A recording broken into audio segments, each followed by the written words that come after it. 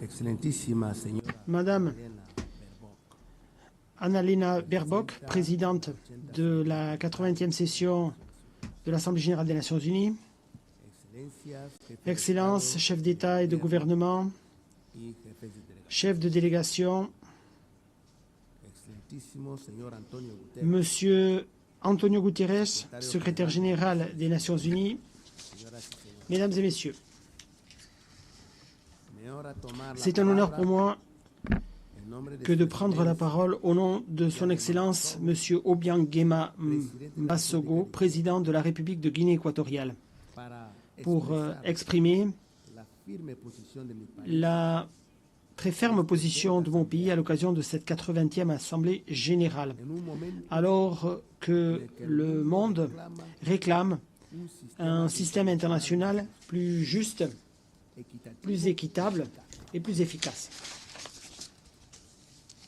Señora Presidenta, Madame la Présidente, hace 80 il y a de cela 80 ans, los estados les États fundadores fondateurs establecieron ont esta créé cette organisation con la aspiración de aspirant construir à construire un système multilatéral basado basé en la cooperación, sur la coopération, el respeto le al respect derecho internacional du droit international y la et dignidad le de respect toda persona. de la dignité de toutes Ese les personnes. compromiso quedó Cet asentado engagement en la Carta a ensuite été repris dans la Charte des Nations Unies, que continúa qui continue siendo un d'être une référence essentielle para la acción colectiva. pour l'action collective engagée par les États. Hoy bajo el tema Aujourd'hui, Mejor juntos, sous le thème 80 Meilleur ensemble, y más por la paz, el desarrollo 80 ans de plus pour la paix, le développement et les droits humains, celebramos logros importantes. nous célébrons des réalisations La ONU ha importantes. sido, L'ONU a lo largo de a estas été, décadas, tout au long de ces décennies, un foro un forum universel de dialogue, y un espacio un para espace la cooperación de la coopération internationale.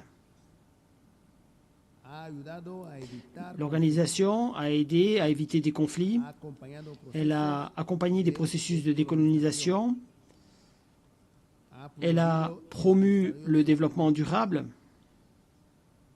y ha servido et en la elle a conciencia été moral en la conscience morale de l'humanité en défense des droits de l'homme. Sin embargo, Cependant, este aniversario cet anniversaire debe ser doit être l'occasion d'engager une réflexion critique. sería un En error effet, limitar ce serait commettre une erreur, je crois, que de nous limiter à commémorer cet instant profundas deficiencias et de ne pas prendre acte des déficiences profondes multilateral. de notre système multilatéral. Excelencia, Mesdames et Messieurs, los pueblos del mundo Excellences, confían en la ONU les peuples du monde para actuar frente a los grandes desafíos espèrent de nuestra época. que l'ONU saura agir et relever les principaux défis de notre époque. Les conflits armés, la violence, El cambio les climático, changements climatiques, las les desigualdades inégalités sociales, croissantes, las crisis migratorias, les crises migratoires, la amenaza cibernética y la menace cybernétique et l'absence ou le manque de transfert de technologie. demasiado frecuencia Mais trop souvent, la respuesta la réponse insuficiente, n'a pas été à la hauteur. paralizada por Otage d'intérêts particuliers, y atrapada en una plataforma otage institucional d'une que ya no institution refleja la ou d'une realidad. plateforme institutionnelle, comme le dit l'orateur, qui ne reflète plus la réalité du monde qui est le nôtre. Hablar de no dejar a Parler de ne laisser personne pour compte carece de sentido n'a aucun sens si millones si des millions de personnes continuent d'être marginalisées y exclusión. dans des systèmes de dépendance et d'exclusion. El Consejo de Seguridad, Le Conseil de sécurité, órgano encargado de organe chargé de maintenir la paix et la sécurité internationale, es est quizás peut-être el ejemplo l'exemple más le claro plus de flagrant este de ce déséquilibre. 8 décadas después de 8 su décennies après sa création, sa composition sigue anclada demeure en la ancrée geopolítica de 1945. dans la géopolitique de 1945 et non pas dans celle du XXIe siècle. Par conséquent, sa légitimité et sa représentativité sont, à juste titre, remises en question. La réforme du Conseil de sécurité répond à une urgente nécessité. En effet, sans celle-ci, celui-ci continuera d'être perçu comme étant un club exclusif accompagné de privilèges historiques, une institution incapable de répondre avec légitimité aux défis actuels. L'Afrique exige ce qui lui revient de droit, à savoir une représentation pleine et permanente au sein de l'organe de sécurité le plus important au monde. Nous voulons une gouvernance internationale au service de toutes et tous, et non pas au service de quelques-uns. Nous exigeons un Conseil de sécurité représentant le monde d'aujourd'hui et non pas celui de hier. Prenons des mesures pour engager une action collective plus démocratique, plus équitable, plus efficace. Si tel n'est pas le cas, nous risquons de voir l'ONU de plus en plus marginalisée et affaiblie dans les affaires internationales. Notre attachement, notre engagement au service de cette organisation reste entier. Nous croyons dans l'Organisation des Nations Unies. Nous croyons dans la force du droit international.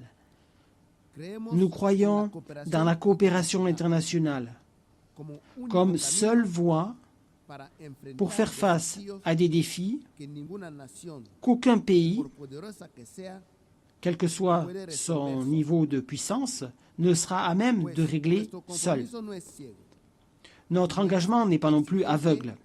Il est exigeant vis-à-vis des résultats, des réformes et des mesures d'adaptation à notre époque.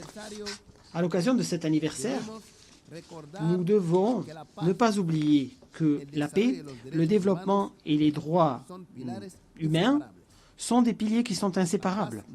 La paix n'est pas viable sans développement.